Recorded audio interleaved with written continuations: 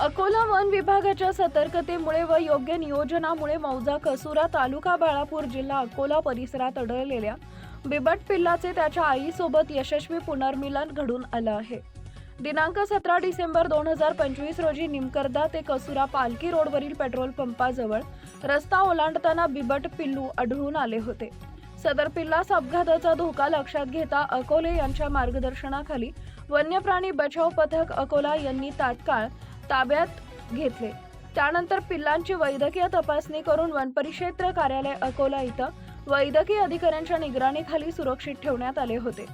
18 डिसेंबर 2025 रोजी गठीत केलेल्या समितीनं पिल्लाची प्रकृती, वय व परिसरातील नैसर्गिक परिस्थितीचा अभ्यास करून पिल्लू सदृढ व अल्पवयीन असल्यानं त्याचा नैसर्गिक अधिवासात आईसोबत पुनर्मिलन घडवून आणण्याचा निर्णय घेतला। या निर्णयानुसार 19 डिसेंबर 2025 रोजी वनपरिक्षेत्र अधिकारी अकोला यांनी शीघ्र कृती दल अकोला यांना मौजा कसुरा इथं पाठवले।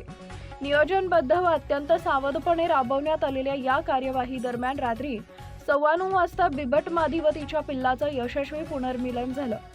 सदर मोहिमेत वनपरिक्षेत्र अधिकारी अकोला VR थोरात, क्षेत्र सहाय्यक अकोला वर्तुळ GP गायकवाड, वनरक्षक NA सावळे, मानद वन्यजीव रक्षक बाळ काळणे तसेच आलासिंग राठोड, अनिल चौधरी, प्रवीण रमेश पवार व प्रदीप किशोर खडे यांनी महत्त्वपूर्ण भूमिका बजावली।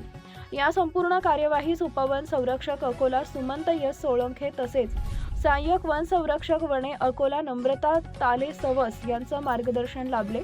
या यशस्वी कार्यवाहीमुळे वन्यजीव संरक्षण व संवर्धनाबाबत अकोला वन विभागाची तत्परता व जबाबदारी अधोरेखित झाली असून मानवी हस्तक्षेप टाळून नैसर्गिक पद्धतीनं वन्य प्राण्यांचं संरक्षण करण्याचा आदर्श निर्माण झाला आहे।